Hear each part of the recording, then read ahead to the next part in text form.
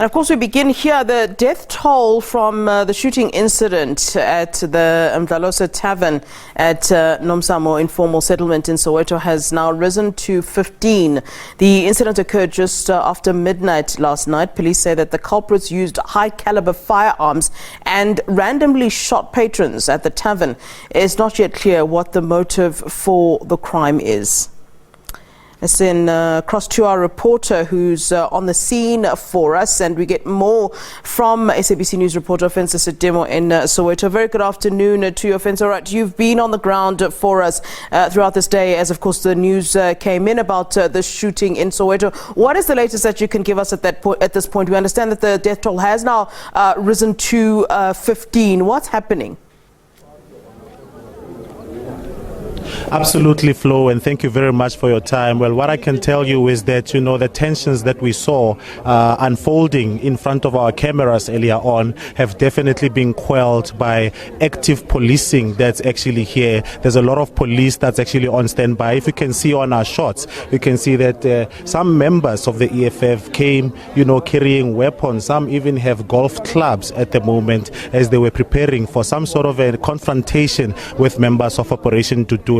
Fortunately, that confrontation was quickly quelled by the police that were actually here attending to the murder scene at Mdlalose Tavern, where we are actually just a stone throw away. For a second there, the focus actually shifted. The focus that is of police work actually shifted from containing a crime scene to containing a violent incident that was about to unfold here. We saw people carrying knobkiris, we saw people carrying screwdrivers, but fortunately, the police actually acted quickly. And if I can just revert back to what actually transpired, the event that actually brought us here is the death of those 15 people that you actually mentioned. From what we hear on the ground is that apparently a quantum arrived outside the tavern, and after arriving, gunmen came in and started shooting randomly at some of the patrons that were actually at the Mdlalose Tavern. But at the moment, the situation has definitely been contained. We've spoken to the MEC for Community Safety here in Gauteng, who actually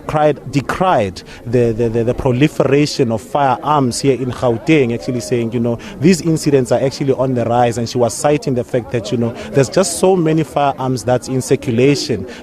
Nowadays there's also a trend where these days high caliber weapons are actually being used. You remember at Chicken Farm, where Komotso Diale actually passed on, there were also reports there that it was high caliber weapons that were actually being used by the dwellers of an informal settlement chicken farm against the community that was of Pinville. They were actually marching there, decrying the fact that there was a lot of cable theft, which led to lights being off. Well, there is a similar situation here unfolding. When we spoke to some of the residents who are actually staying here at Nomzamo Park, they were saying that, this place is a crime scene, and unfortunately the police are not able to respond whenever there are calls. One actually made an example to say, right now it's the first time in a long time where we've seen police cars actually just parked randomly here in Nomzamo Park, which they say it hardly ever happens. There are always excuses being made by the police to say that either the place is rough or they don't have vehicles to carry them to respond to criminality happening here.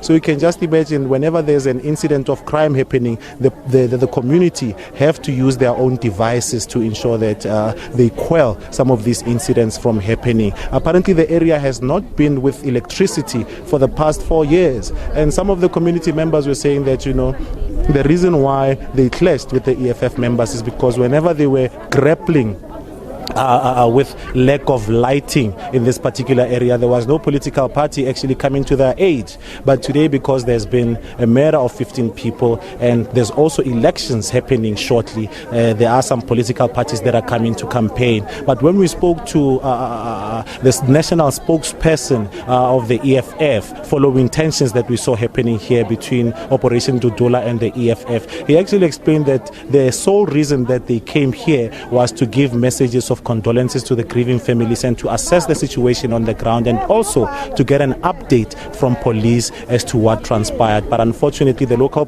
community actually saw that as, them grandstanding and coming to campaign in this particular area, actually leading to tensions between communities which were actually on the side of Operation Dudula and the EFF members. But what became even more uglier was when we saw weapons being produced. We saw nopkiris, we saw screwdrivers. Now we're even seeing golf clubs, that people are actually ready for war. This while families are actually grieving. That's what's transpiring currently at the moment. And news on the ground, the rumors that we are hearing are that Police Minister Pegicele will also be making a visit to the area, but this will only be happening tomorrow. And when we spoke to the local councillor about issues that are being raised by members of the community in this particular area, he was saying that he conceded that that's true. There isn't enough police visibility, but he was saying he attributed that to the fact that, there is a shortage of police on the ground, and he was saying work is underway to ensure that there would be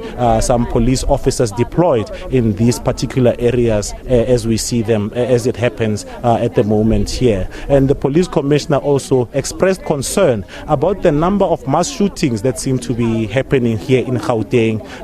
As you know, that there was another incident that happened in the province same day as the one that actually transpired here, and we know that there is another incident that has been confirmed to have happened in KwaZulu-Natal. So there is a perception on the ground that the country is under siege, as these murders are happening unabated, and there doesn't seem to be any arrests that have happened in all the incidents that I've mentioned, the 2 incidents in Gauteng and the one in KZN. There doesn't seem to be any culprits that have actually been arrested so far, but police are saying they are hot on the heels of those that actually did this. It's not yet clear the gangs that are actually behind this, but there is an assertion on the ground that there are gangs and there is tribalism that is actually unfolding before our eyes. We know that this is not the only area where these things are actually happening.